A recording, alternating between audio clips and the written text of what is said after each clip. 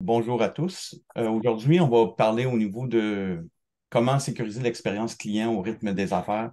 C'est un sujet qui est très important au niveau du commerce de détail.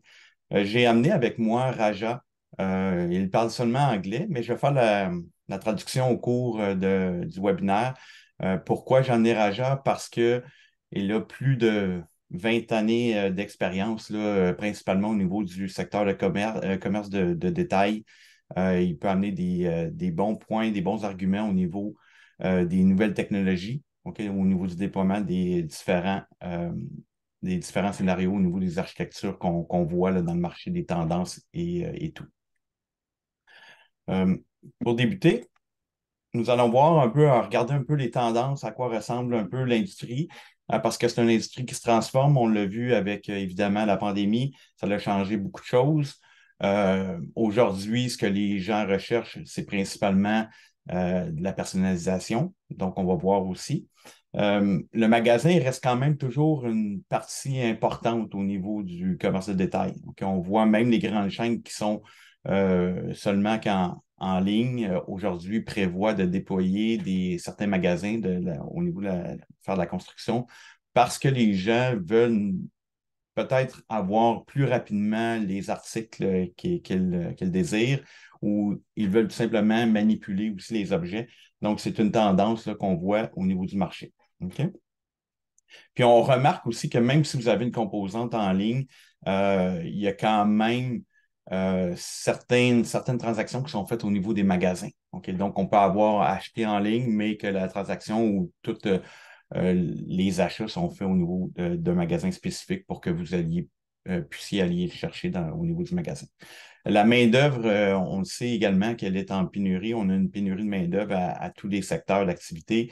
Euh, 70% des dirigeants estiment que les pénuries de main-d'œuvre là, vont impacter là, la croissance au niveau du commerce de détail. Donc, c'est quand même significatif. Donc, qu'est-ce qu'on va faire pour contrer ça?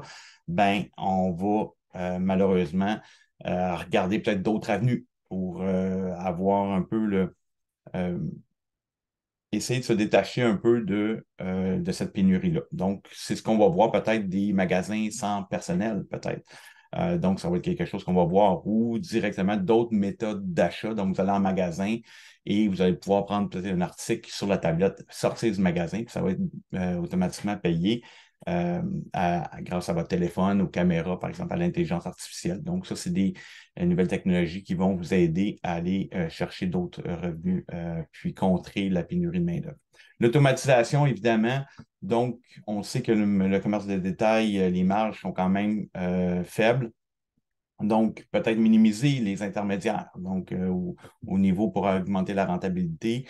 Donc, c'est ce qu'on va voir. Donc, peut-être plus d'automatisation, plus d'efficacité, plus de métriques pour être en mesure de prendre des bonnes décisions, d'être plus efficace au niveau de la chaîne d'approvisionnement. OK?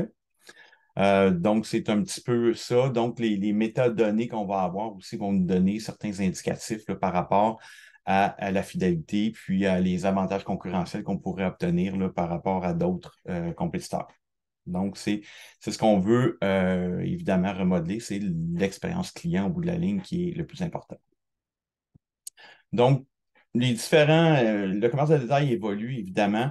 On a traditionnellement un magasin, mais avec l'avenue des technologies, on a quand même certaines choses qu'on a pu offrir pour améliorer l'expérience client, qu'on parle d'un réseau sans fil invité, qu'on parle d'une livraison sans contact. Donc, ça, c'est des choses que les commerçants, dans le fond, ont réussi à rajouter là, pour inciter les gens ou amener la clientèle là, de façon plus significative. Après ça, on a l'évolution vers le commerce électronique, donc les achats en ligne, évidemment. Donc, gestion de l'inventaire beaucoup plus en temps réel, si on veut, parce que dans le fond, on est synchronisé avec les bases de données au niveau du site transactionnel, par exemple. OK?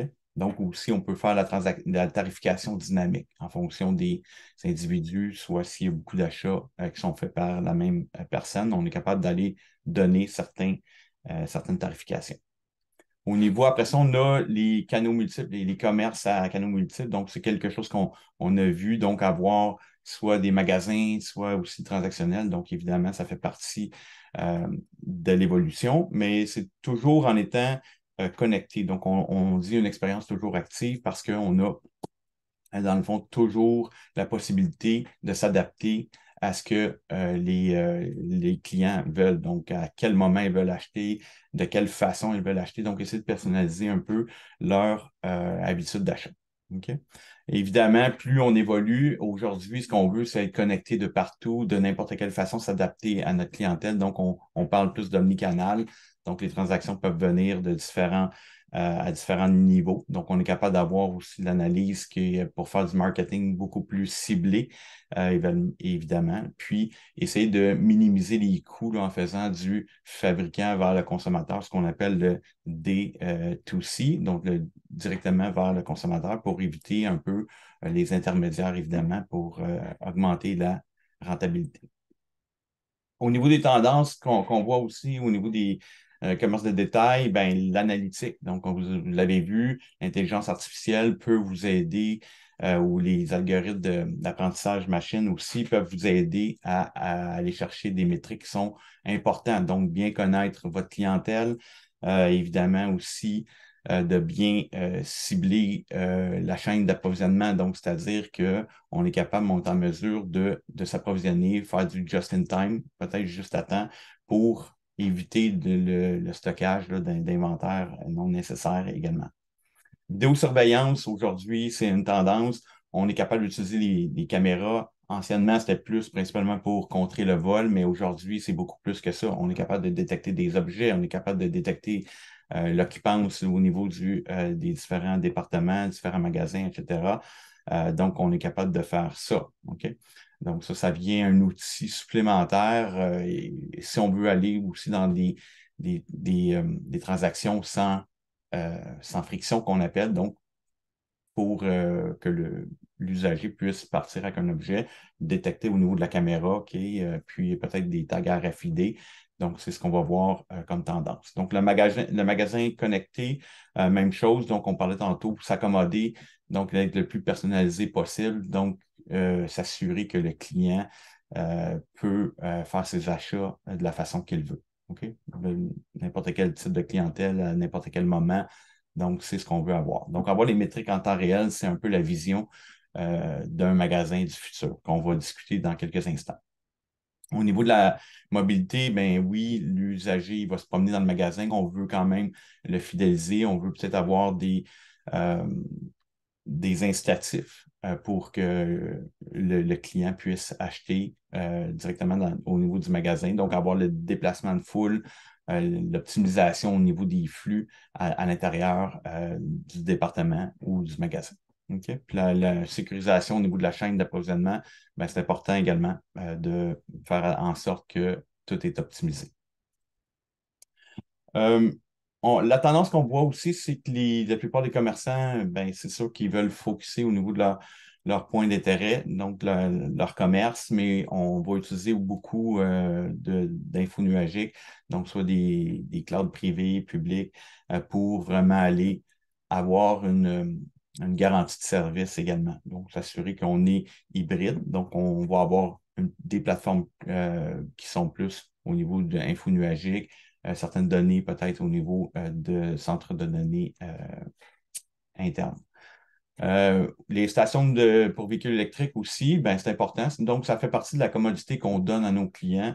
Aujourd'hui, c'est de facto, on pourrait dire ainsi, pour donner des valeurs ajoutées, dans le fond, à notre clientèle, les inciter aussi. Donc, peut-être être plus vert au niveau de l'économie. Donc, ça, c'est des choses, des tendances que les gens regardent aussi. Est-ce que les produits, souvent, ils vont payer un peu plus cher pour avoir un produit qui était fait de façon responsable. Donc, les voitures connectées, on va le voir aussi, de plus en plus, ils vont fournir des métriques qu'on pourra utiliser pour aller chercher, pour fidéliser aussi nos clients.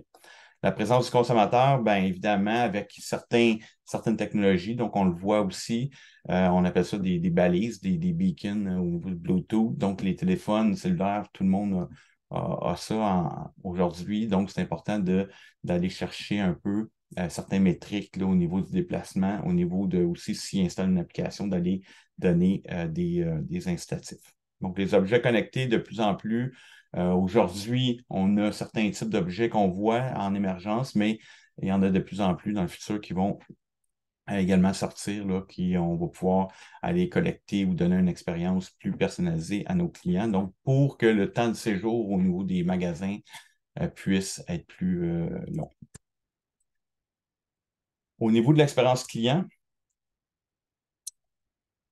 je vais poser la question à mon collègue Raja pour qu'il puisse un peu détailler à quoi ressemble l'expérience client aujourd'hui puis dans le futur. OK? Um, Raja, what we should be expecting in the future in terms of customer experience from a store of the future? Yeah. Good morning, everyone. Thanks for joining us and giving us this opportunity to present and have a discussion and dialogue with you guys. So going back to the trend and what we are going to look for is one of the top things is the hybrid shopping, right? And you pointed out that very clearly in terms of omni-channel hybrid shopping. It's the saying goes, it's only the baby boomers will go to store. The Gen Z prefers to shop online, but that is changing. And even then, now if you look at the new trend, even the Gen Z wants that personalization or AI, AR, augmented reality is one of the things that you will see. As an example, if you look at some of the apps, let's take Sephora, for example, where I can use an app and I can pick the right color or the shade that I want online, then I can just walk to the store and just pick up whatever I want. You want to translate that before? Yeah, so Raja il dit effectivement à cause de l'avenue des omnicanales qu'on a vu tantôt, les gens, que ce soit les baby boomers ou les gens de nouvelle génération, les jeunes, ben, ils veulent avoir de la personnalisation. Donc, on parle ici, ils veulent avoir les nouvelles technologies, donc avoir une application, peut-être choisir, sélectionner la couleur de leur article, puis dans le fond, de pouvoir aller peut-être faire l'achat puis aller en magasin directement juste chercher l'article, par exemple. Donc, c'est des choses, des tendances qu'on veut voir, moins d'interaction, mais ça dépend toujours de la clientèle. Donc, il y a différents types de clientèle. Donc, pour aller chercher le maximum de revenus, on veut s'adapter à toutes les clientèles avec, c'est sûr, en se servant des nouvelles technologies qu'on voit dans le marché. Donc, Right. il y a And quand même un coût à ça, mais on va en discuter tantôt. yeah, and the other thing, the other trends that you will see is the what do we call the just-in-time what do you call the just-in-time supply chain or the inventory available, and also that kind of ties into what we call the frictionless delivery. Frictionless delivery, where the expectations are, if I shop online or pick up in store, buy online, pick up in store. The expectation is, can I have a same day delivery or next day delivery? That's one of the things. It's not a future trend that is already happening, but one of the things with that online shopping is, the fuss free, no issue returns. That's one of the things the customers look for. Don't ask me questions. I bought it online, and if I don't, if it doesn't fit, I don't like the color, I should be able to return it, right? So those are some of the things that you will see, and we are already seeing that. And also with Gen Z, one of the things that you will start to see is the impulse buying. The new generation, if they like it, they want to buy it. So if you have an online presence, one of the things that you may want to, what most of the vendors are looking for, and they're already doing that. So, the proper placement of buy now buttons on online, so that impulse buying kind of kicks in and I can just buy now. I don't have to add to cart. I just buy now. So those are some of the trends that we will see as well. So. Exact. Dans le fond, Raja mentionne que les nouvelles générations, souvent, ils veulent acheter directement. Donc, des fois, ils veulent avoir l'article le plus rapidement possible. Donc, la fenêtre d'opportunité, des fois, pour générer une vente est courte. Donc, des fois, même si on a un jour de livraison, des fois, c'est pas suffisant. Ils veulent directement l'acheter, soit directement en magasin. Donc, ils veulent pas aussi se soucier des politiques de retour. Donc, ils veulent que ça soit facile. Donc, ils veulent l'acheter de différentes façons, là, comme ils veulent. Yeah, and the other last point is the social presence is a big thing. Pretty much every other Gen Z would use a different type of a filter in a given week, and they want to improve their online presence, and they expect the same thing from their loyal brands to come out and to be there for them to promote their awareness and your awareness. So those are some of the things that we will see. So if we summarize all these things from a trend perspective, artificial intelligence is one of the biggest things from an analytics perspective, whether the online presence, the way they surf the internet, or they surf your website or your app, and at the same time they walk into the store, you understand what this customer is looking for. So they expect that personalization when they walk into a store based on the research they have already done online. Right. So those are some of the things as well. Effectivement. Donc, les gens, c'est ça, tu sais, aujourd'hui, malheureusement, c'est un peu, ils vont peut-être faire un peu des recherches au niveau de l'Internet avant de se présenter en magasin, peut-être faire les essais, ou des fois, c'est le contraire, on peut voir aussi qu'ils peuvent essayer peut-être en magasin puis l'acheter en ligne, dépendamment. Donc, c'est important d'offrir l'expérience puis d'essayer d'inciter les gens à l'acheter le plus rapidement possible. Donc, c'est un petit peu ce qu'on voit. Puis, des fois, la nouvelle génération, ils ne sont pas nécessairement fidèles, dans le fond, à la marque, mais c'est plus au niveau de la disponibilité de l'article qu'ils recherchent à un moment particulier. Donc, c'est important de mettre en place les différentes méthodes d'achat pour faciliter ou personnaliser le plus possible au niveau de chacun des clients.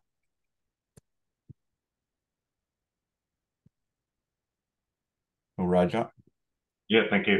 So if you look at it this way, so some of the key trends in terms of the functionalities. So let's focus on just the in-store shopping experience, whether it is a mall, whether it is a huge store that you have. When we talk about analytics, a couple of analytics always come into play in terms of the location and in terms of the presence. As I walk into the store, you personalize that experience for the customer as he walks into the store, and you want to provide that what do you call the frictionless or elevated shopping experience for that customer. So as I walk in, I should be able to provide them with whatever online presence they want to have, so they can get on your Wi-Fi. This is nothing new, but you want to enhance that experience and also identify whether it is a VIP. From a loyalty perspective, we want to have those type of analytics as well in terms of the shopping experience from a retail point of view. Okay. Exact. Donc, les tendances au niveau technologique, c'est vraiment d'aller chercher les métadonnées, donc d'aller analyser qu'est-ce qui se passe de façon éthique, si je peux dire ainsi, là, de ne pas intrusif au niveau de la confidentialité de la vie privée, mais vraiment des données qui sont pertinentes là, pour nous, pour le commerce de détail, aller optimiser un peu notre cycle de vente. Donc, on parle de données de localisation, donc où se situent les individus. Donc, si on a les applications, on est capable de savoir à l'intérieur du magasin dans quelle allée ils sont. Au niveau de la donnée de présence, c'est plus au niveau des flux de masse. Donc, s'il y a des gens par exemple, qui sont dans un secteur particulier, on est capable peut-être de planifier ou de dire à un associé, ben, va voir dans telle région. Probablement qu'il y a beaucoup de gens, donc on est capable d'assister, donc d'être plus prédictif là, en termes de demande pour justement fermer le cycle de vente le plus rapidement possible. Intégration avec les réseaux sociaux, donc aujourd'hui, c'est de facto. Donc, on veut avoir, dans le fond, une meilleure intégration au niveau avec les réseaux sociaux. L'information démographique, donc savoir quel type d'individu achète, quel type d'individus, de clientèle magasinent dans nos magasins ou en ligne aussi. Donc, ça nous permet d'aller peut-être mieux planifier notre offre, notre gamme de produits à l'intérieur, dans le fond de nos articles qu'on vend. Donc, aussi au niveau des clients qui sont un peu plus réguliers là, en termes d'achat, donc d'aller les reconnaître puis de leur offrir peut-être encore une meilleure expérience personnalisée. Okay? C'est sûr que ça nous prend des métriques là, pour bien planifier. Puis on parlait tantôt de juste à temps, donc la planification, donc le stockage d'inventaire coûte cher, donc l'espace au pied carré aussi. Donc, on veut vraiment avoir les produits qui ont un meilleur roulement aussi au niveau de notre département de la disposition. Donc, ça aussi, c'est en prendre en considération. Puis, avec les données, on va voir si notre disposition est optimale, comment on peut l'optimiser par la suite. Yeah, thank you. So if you look at it, this just to enhance on this one, as there are different use cases that we can look at from the time the customer shows up at the door, from a in-store shopping experience point of view. He could be here. He could have just purchased it online, and he will just pull up to the curbside. And the expectation is that when he pulls up to the curbside, he doesn't have to place a call or send a text. We want to have technologies where as he pulls up, we know that the customer just pulled up in curbside pickup spot 2, and we should be able to get his product out. Those are some of the things that is already happening in the industry. And also, if the customer is walking into the store, we want to provide them a seamless onboarding from a Wi-Fi perspective, provide them the best guest access with a secure portal. So one of the things that customers always worry about is the protection of their data, whether it is their credit card data or their personal information. That's one of the biggest challenges that the customers have. So how can I protect myself from that? So those are things that they are always worried about. So the cybersecurity is paramount from an experience perspective to provide them the confidence that they can shop online and in store. Let's call it the physical and digital, or the new term they use nowadays is phygital. So those are some of the things that we want to keep in mind. And when the user is in store, we want to provide the best possible experience in terms of the thermal monitoring, contact tracing, being prepared for an emergency if there is an issue. And also when the customer is in store, we want to provide them the best wayfinding or location awareness through the app itself to say, okay, I'm looking for a certain product. I don't need to go and look for a sales associate to tell me where to go and how to find it. We want to tie the just-in-time experience from a product availability perspective to guide the customer down that particular path from a wayfinding point of view. And also from a product information perspective, we should be the customer should be able to take his phone and scan the QR code of that particular product in the store to get enough information based on what the customer is looking for. So those are some of the things that we can look at. And also from a checkout perspective, yes, we have the self-checkouts. Customers prefer to go down the self-checkout and walk out the store. And the next big thing is I just want to scan and pay from my phone and just walk out of the store instead of even just going to the self-checkout. So those are some of the things using smart cards. Some stores have already deployed these smart cards from a grocery or big chain, big box retailers. They are already testing that out or have successfully implemented it as well. And also from an exit point of view, we want to seamlessly transfer that experience from Wi-Fi back to 5G or 4G LTE back into wherever they were going. Thank you, Raja.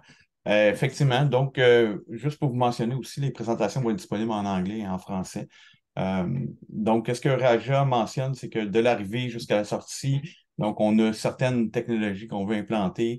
Certaines sont déjà en place en ce moment, mais c'est sûr que le plus de métadonnées qu'on a, le mieux on va être équipé pour faire de la prédiction. Donc, quand on fait la prévision au niveau des achats, prévision au niveau des approvisionnements aussi, on est capable d'être en mesure d'être plus euh, d'être meilleur au niveau de la profitabilité.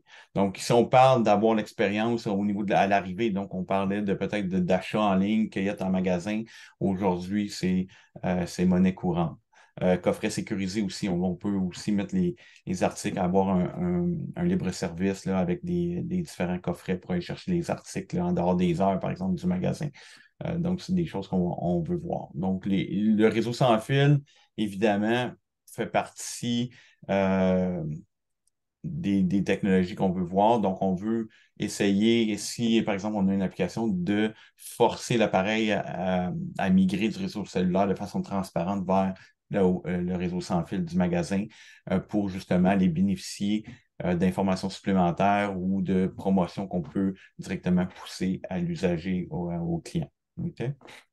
Donc, avoir puis aussi la reconnaissance au niveau des différents invités qu'on a des clients, dans le fond, soit les habitués, ceux qui reviennent souvent, ou aussi les nouveaux. Donc, les nouveaux clients, on veut les reconnaître également. Au niveau des achats, ben, on a différentes technologies qu'on peut implanter, là, la surveillance thermique, par exemple, la recherche de contacts, comme Rajat l'a mentionné, orientation au niveau du magasin. Donc, si un client ne veut pas nécessairement passer trop de temps où il y a vraiment une cible, un article en particulier qu'il veut aller, il ne veut pas perdre de temps, mais on peut l'aider à se diriger directement vers qu'est-ce qu'il veut. Parce que lui, au niveau de son expérience à lui, peut-être que c'est la rapidité, juste d'aller chercher qu'est-ce qui est pertinent pour lui et non prendre son temps. Euh, donc, on veut comprendre ce qui se passe dans notre magasin. Donc, comme j'expliquais tantôt, savoir les flux, savoir si un individu est longtemps à un endroit, peut-être envoyer un associé pour aller voir si tout est correct, s'il y a besoin d'assistance. Des offres au niveau des applications, programmes de fidélité, les gens recherchent ça, évidemment. S'ils peuvent obtenir, par exemple, des rabais, ben, c'est des incitatifs, là, évidemment. Euh, donc, on veut vraiment simplifier les achats, là. Au niveau du paiement, ben, on parlait de bornes sans fil, on parlait même de paiement au niveau des allées. Donc, ça, c'est quelque chose qu'on voit aussi comme tendance. Donc, vous allez dans les différents commerces de détail, vous avez de plus en plus de bornes en libre-service. Donc, c'est quelque chose qui est à la fois une tendance pour contrer la pénurie de main-d'œuvre, mais aussi pour essayer d'aller chercher. Donc, on investit dans la technologie pour essayer d'aller chercher un peu de profitabilité supplémentaire, puis des données également qui sont super importantes. Qu'est-ce qu'il faut retenir de ça? C'est les données que vous avez en votre possession sont très importantes. Donc, on va le voir tantôt pourquoi elles sont importantes, mais aussi pourquoi il faut faire attention, il faut les protéger d'intentions malveillantes. OK? Au niveau des données de carte de crédit, vous allez peut-être être régulé par des gouvernances, PCI par exemple. Donc, à ce moment-là, il faut faire attention, protéger, faire la segmentation pour protéger le trafic, évidemment. Au niveau quand un client sort du magasin, bon, on veut quand même s'assurer là, qu'il fait une transaction, une itinérance là, au niveau de Wi-Fi vers cellulaire de façon transparente. Puis on veut s'assurer il y a eu une expérience, peut-être sondage, merci d'avoir magasiné chez nous, etc., pour finaliser, dans le fond, l'expérience client. So just to give you a couple of use cases, we'll just touch on a couple of use cases. So to summarize it from a in-store shopping experience point of view, as I walk in, as I stated earlier, I walk in, I want to provide them the best secure environment for him to get online and be online at the same time while he's shopping so that he can compare pricing and so on, so that having an app that provides the wayfinding and also provide information from a product perspective, so I can scan the barcode or QR code in the product to get information about the product. So he's shopping intelligently, and we are always engaging with them, and also just pay from the phone and using a QR code and just walk out the store, just like what some of the other some of the retailers are already doing that. So pay and just leave instead of even going to the self-checkout. Effectivement, au niveau des nouvelles technologies, ben, on mise beaucoup sur les téléphones intelligents, donc les montres intelligentes aussi, le paiement sans friction. On veut faciliter. Souvent, on ne veut pas nécessairement attendre 15 minutes en ligne. On veut prendre notre article puis quitter le magasin. Donc, c'est pour ça que les différentes façons là, au niveau de paiement sont de plus en plus populaires. Donc, payer directement avec notre téléphone, avec notre montre. Donc, c'est ce qu'on voit aussi comme tendance là, dans le marché. Donc, ça fait quelques années déjà, mais c'est de plus en plus adopté. Yeah, so here's another use case that we wanted to actually bring this up. The point of this slide is work with a partner or a solution provider who can bring the best of the breed to your solution to improve the customer experience. So in terms of some of the use cases, right, in terms of analytics, you want to look at the dwell time, or you want to look at the traffic patterns within a store, so that you can make best utilization of your space as based on the customer movement, and place the products as required, and also provide the best experience to improve the customer loyalty. And also from a experience, one of the things that you also, the Gen Zs or any customer for that example, a clean store is always going to improve the experience. If the store is not clean, people don't like to walk into a store that is not tidy. So those are some of the things that we want to keep in mind. So how do I get that information from an analytics perspective? So those are the things that you can drive to say, okay, aisle 3 is more used than aisle 10, so I may have to clean aisle 3 more often than aisle 10. So these are some of the information that we can drive using different analytics platforms out there. We have a couple of them listed here, but most infrastructure vendors or application vendors have an ecosystem of partners that they can work with to provide the overall customer experience solution. Ce que Raja dit ici, c'est que c'est important aussi de regarder peut-être le partenariat avec certaines autres entreprises qui vont prendre les métadonnées puis peut-être les bonifier là, pour aller chercher une expérience supplémentaire. Donc, on parlait peut-être s'il y a certains endroits, donc un magasin qui est toujours propre, évidemment, va attirer plus de clients. Donc, si, par exemple, on détecte un mouvement de foule, par exemple, à travers il saute une allée, par exemple, il y a peut-être une raison, il y a peut-être un dégât dans l'allée, fait qu'il y a peut-être des endroits qu'il faut aller prendre une action ou envoyer quelqu'un de façon proactive là, avant que les dommages soient trop grands. Donc, c'est des choses qu'on peut voir aussi. La fidélisation au niveau des clients également, l'utilisation des emplacements de façon optimale fait partie aussi de ces analyses-là avec le partenariat. Donc, toutes les métriques supplémentaires qu'on peut avoir peuvent être bénéfiques. All right, and the other use case is as you can you're probably already down a path of rolling out electronic shelf labels, or different types of shelf labels that are out there. The point of the slide is how can we improve the customer experience, and also from a bottom line and improving our profit margin perspective as well. We want to look at these type of technologies where I can automate the pricing, automate the promotions, just-in-time pricing based on the availability of the inventory. So as you saw yesterday, when the a couple of days ago, when the GO Transit stopped functioning in Toronto, the Uber was immediately increased the pricing.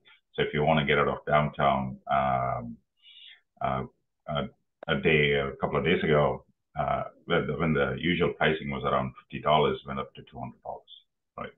So they have the technology, they have the analytics that they have built to immediately change search pricings and so on. So those are some of the things that you can start looking at it from a just-in-time pricing based on the availability of the inventory, provide loyalty back to the customer based on the demographic of that particular customer. You can provide a special pricing or coupons to that loyal customer. So those are the kind of technologies that we can tie in. And this provides you that real-time visibility of your inventory. And also from a checkout perspective, think of bringing in the smart cards or digital displays to provide that kind of experience as well. Effectivement. Donc ici, ce qu'on mentionne, c'est que il faut bénéficier un peu de la technologie pour aller chercher des avantages supplémentaires. Donc, Raja parlait aussi d'une panne qui s'est produite à Toronto au niveau des taxis. Uber a tout de suite réagi en augmentant, dans le fond, la tarification. Donc, on parle de tarification dynamique en fonction d'un événement qui se produit. Donc, avec des métriques en temps réel, on est capable de s'ajuster directement. Aussi, de fournir peut-être des incitatifs, là, comme on parlait, peut-être des coupons à des clients loyaux, donc des clients réguliers, peut-être eux autres pourraient avoir des incitatifs. Donc, ça va juste améliorer leur expérience client, puis ils vont vouloir revenir, évidemment. Donc, si on parle de nouvelles technologies, donc des chariots intelligents, on met dans le fond les articles à l'intérieur, puis automatiquement, c'est calculé au niveau du on peut payer directement avec ces chariots-là. Donc, c'est des technologies qu'on veut. Donc, la technologie de base, la fondation est importante. On veut de la redondance. On va en parler tantôt au niveau de l'architecture, mais c'est quelque chose qu'il ne faut pas négliger. Okay? Même si c'est un centre de coût, peut-être comme on le verrait, mais ça va être bénéfique à long terme.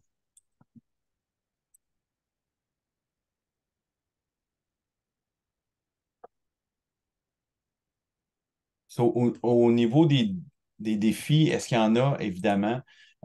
Quels sont les défis qu'un commerce de détail a? Ben, aujourd'hui, c'est des environnements hybrides. Donc, on a des infos nuagiques, on a de l'Internet, on a des centres de données, on a des logiciels en tant que service, donc des SaaS applications, on a du Computer Edge aussi, les gens travaillent de n'importe où, donc en plus c'est distant, des usines, etc. Donc, les applications sont de plus en plus distribuées. Donc, les gens travaillent de n'importe où, comme je le mentionnais, puis on a de plus en plus d'équipements. Donc, tout ça, c'est quand même complexe là, au niveau de la gestion de votre réseau. Okay? Puis sans parler aussi de la pénurie de main-d'œuvre qui subsiste là, dans tous les secteurs d'activité.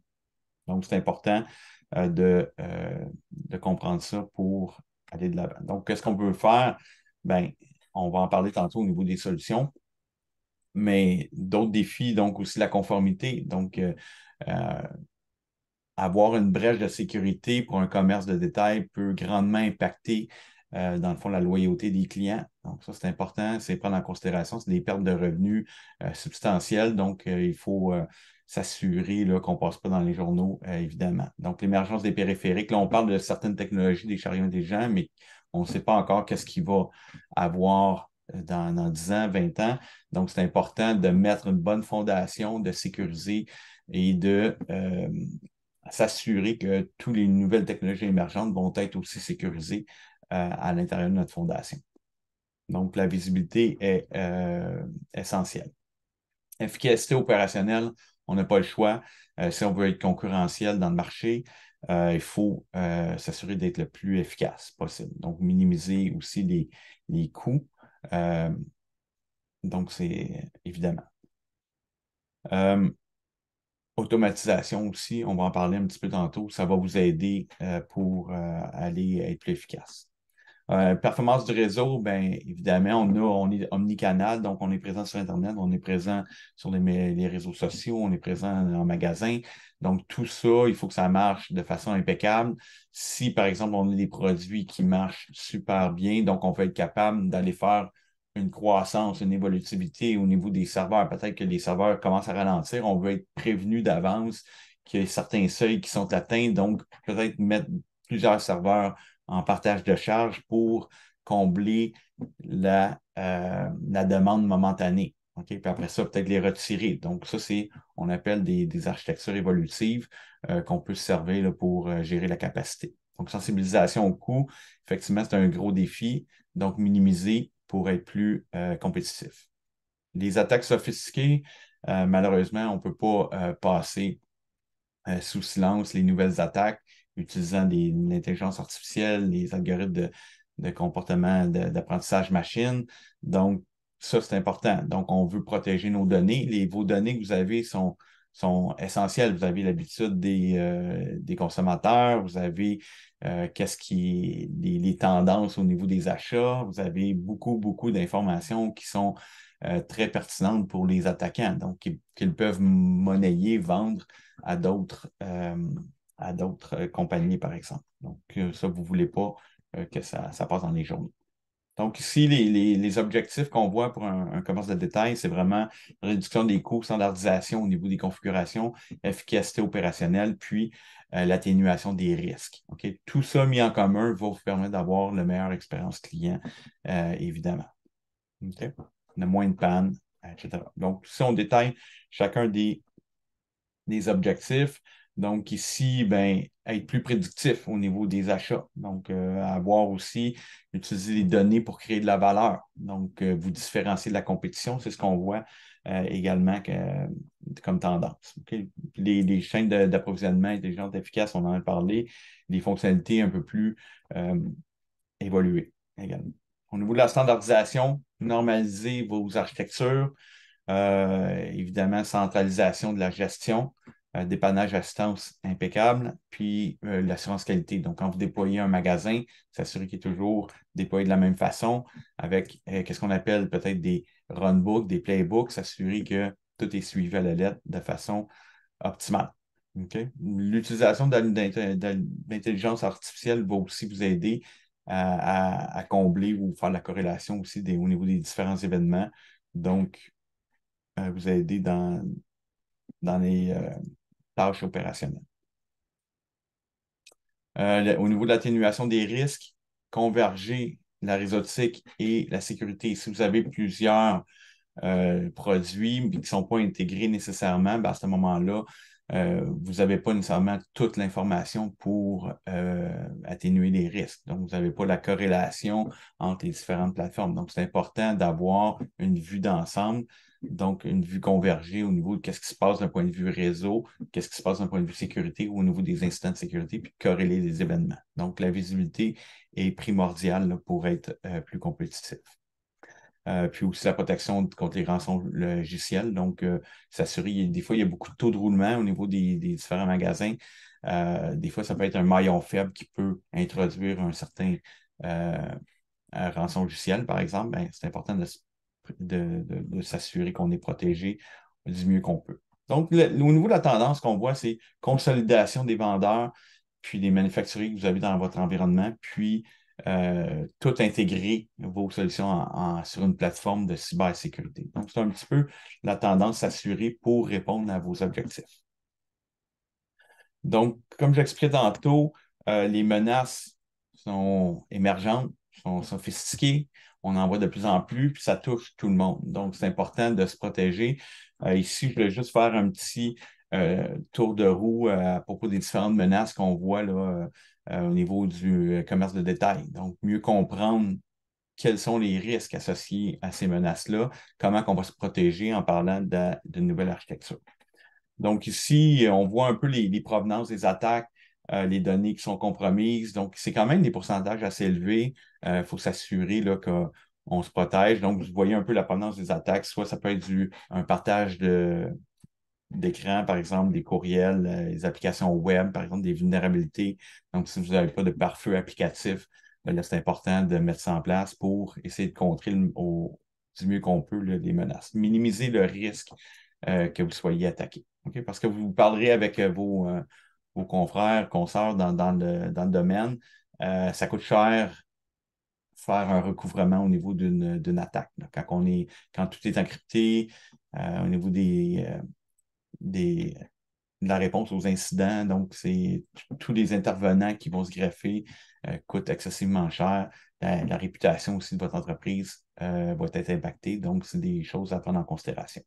Au niveau des vecteurs d'attaque, on voit aussi des faibles mots de passe ou soit des usernames, passwords volés, par exemple, ou ça peut être aussi de l'interne. Par exemple, une personne malveillante de l'interne, chiffrement manquant, médiocre. Donc, s'assurer d'avoir toutes ces informations-là au niveau de la configuration. Donc, ça fait partie de la standardisation aussi. Donc, s'assurer que tout est conforme, qu'il n'y a pas d'altération au niveau des configurations.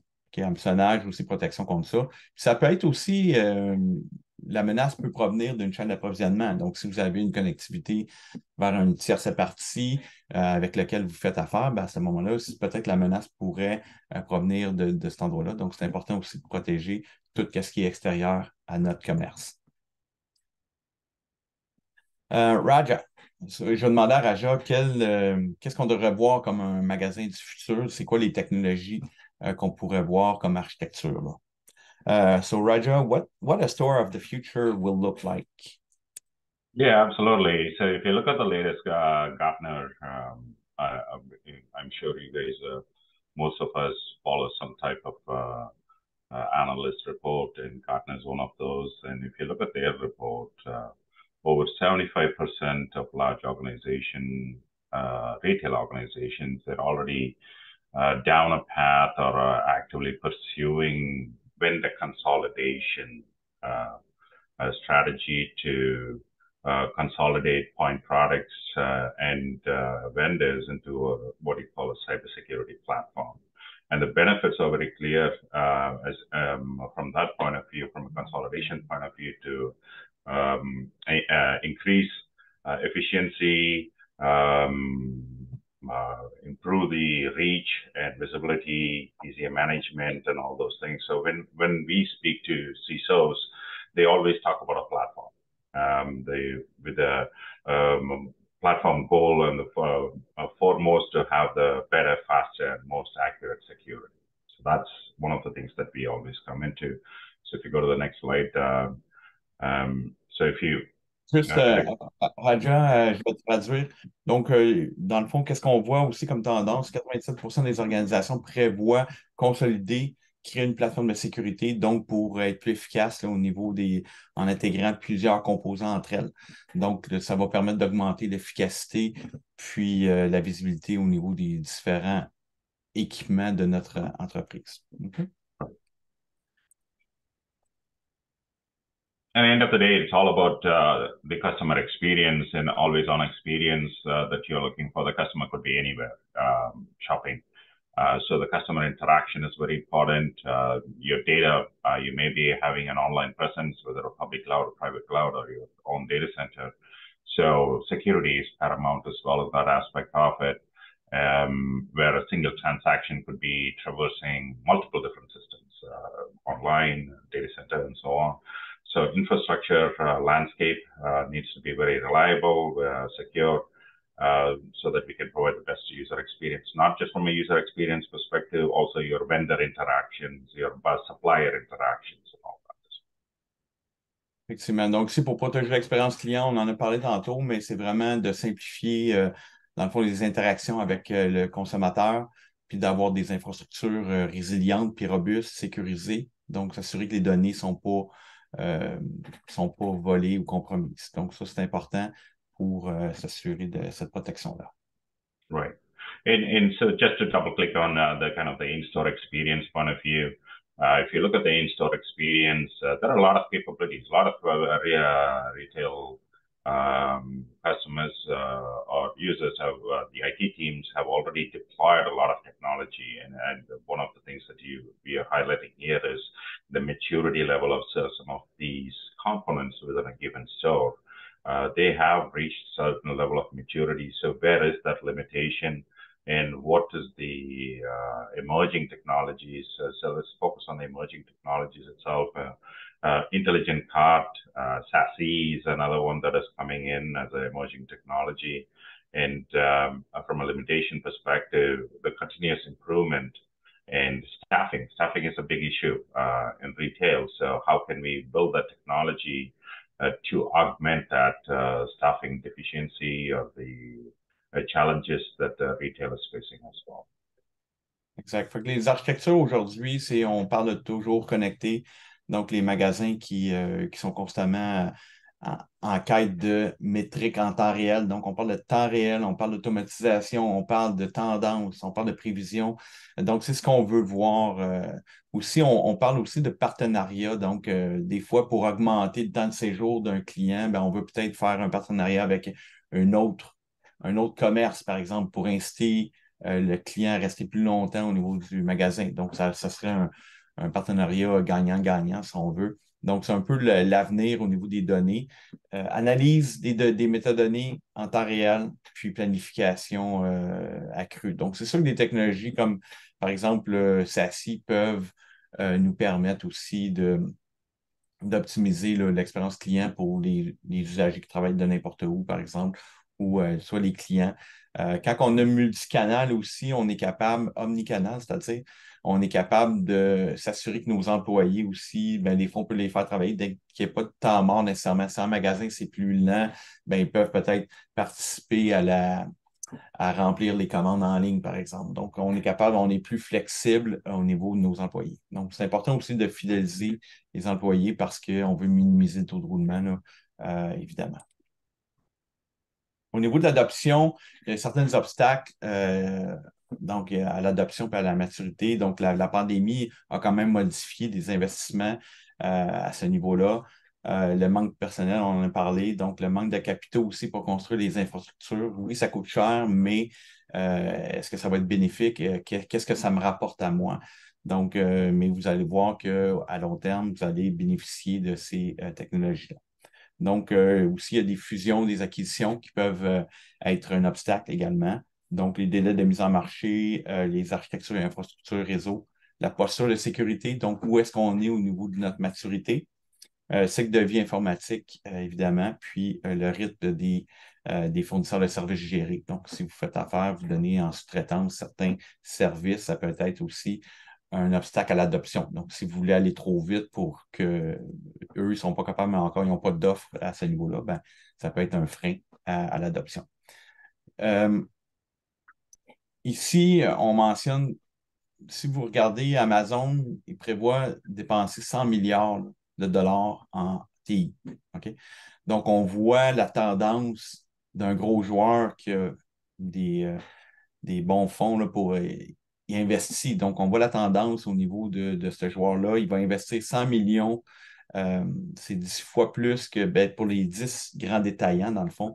Euh, donc, ça va être, on voit une différence. Donc, on va déjà voir que les 10 plus grands vont déjà avoir un retard en termes technologiques. Puis, on va voir l'avancée que ça va donner à Amazon s'ils investissent ce montant-là là, substantiel, donc pour aller vraiment analyser les métadonnées, pour aller améliorer euh, l'expérience client. Donc, c'est vraiment une tendance.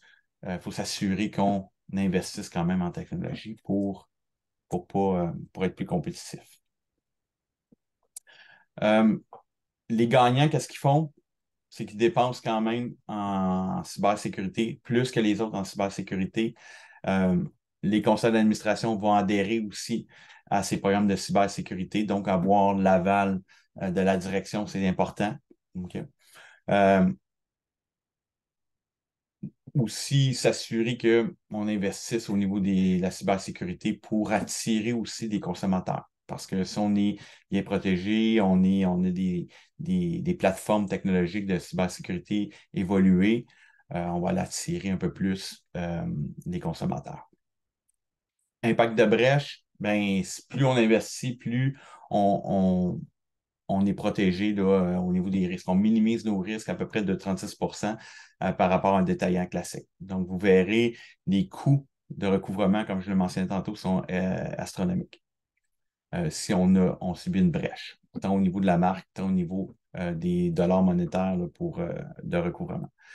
Puis, on a à peu près un gain de croissance de 50 là, au niveau de la valeur. Donc, ça, c'est important. C'est un peu les tendances qu'on voit au niveau des investissements, au niveau des commerces de détail. Donc, pour terminer, les points clés à retenir, donc investir en technologie, au niveau des personnes aussi, donc s'assurer qu'ils sont bien formés, donc vraiment ciblés avec vos besoins. Donc, on veut s'assurer qu'on est aligné et cohérent avec les objectifs d'affaires, évidemment, là. converger sécurité, réseautique, avoir une seule plateforme, évidemment, pour avoir la corrélation des différents événements, optimisation aussi via des automatisations. Donc, les intelligences artificielles vont vous donner des tendances, des métriques que vous allez pouvoir créer de la valeur avec ces informations-là. OK? Puis au niveau de ça, c'est au niveau des processus également. Donc, c'est un petit peu qu'est-ce qu'il faut retenir à ce niveau-là. Donc, comprendre en temps réel ce qui se passe, qui sont nos consommateurs, d'où ils viennent, c'est quoi leurs tendances, leurs habitudes d'achat pour mieux compléter notre cycle de vente. Merci beaucoup. Donc, ça conclut notre présentation. Juste pour terminer, si vous êtes intéressé, Fortinet offre une analyse gratuite au niveau de votre posture de sécurité. Donc, où est-ce que vous êtes par rapport à un cadre, au cadre NIST qu'on utilise? Où est-ce que vous pourriez aussi planifier, donc définir un peu une vision, le futur des différents projets que vous devriez investir pour augmenter votre sécurité à ce niveau-là. Si vous êtes intéressé, vous pouvez remplir le formulaire avec le code QR. Puis à la fin, j'ai mis nos références si jamais vous avez des questions suivant la présentation. N'hésitez pas à nous les faire parvenir. Puis des liens au niveau des différentes présentations. Merci beaucoup. Are there any questions from anyone? Donc, ben oui, je me suis connectée et puis ben, pour l'instant, on n'a pas de questions. Donc, on invite les participants, si jamais vous désirez prendre le temps de poser vos questions dans l'option Q&A en bas de votre écran, n'hésitez pas. Les conférenciers ont encore quelques minutes pour y répondre. Euh, Sinon, quand je partagerai l'invitation, bah, la présentation, je pense qu'à la fin, c'est ça, vous avez mis vos courriels. Les participants pourront vous les poser directement. Non, on n'a pas de questions. C'est plutôt une bonne chose. Ah, attendez. Oui, on a une question de Marc-André au niveau de la capture d'informations versus la loi 25. Oui, effectivement, la loi 25, je pense qu'il y a aussi la loi 27 là, pour OT. Oui, effectivement, il faut prendre en considération. C'est pas tout à fait enforcé encore, ben, mise en place, mais toutes les nouvelles technologies vont nous permettre là, de s'assurer qu'on est conforme là, à ces nouvelles réglementations-là. Je ne sais pas si Raja, do you want to add some more information about the law 25, the bill I know, number? I think you covered it. That's great. OK, merci. Thank you. Parfait. Donc, j'ai pas d'autres questions pour le moment. Donc, on va inviter les participants, bah, c'est ça, à vous rejoindre directement par courriel suite au webinaire. Je vais pouvoir partager d'ici demain donc l'enregistrement et puis vos présentations. Donc, je vous remercie à nouveau, Eric et Raja, pour votre présentation. Comme mentionné, n'hésitez pas à nous suivre aussi sur nos réseaux sociaux. On a notamment une prochaine activité, c'est notre événement annuel Hop, le sommet du commerce de détail, qui aura lieu le 26 octobre au Grand Quai du port de Montréal. Et on aura également Fortinet qui sera présent pour présenter une conférence sur le sujet à nouveau avec d'autres intervenants. Alors, au nom du CQCD et de notre partenaire Fortinet, on vous souhaite une excellente journée. Au plaisir et encore merci à vous. Merci. Thank you.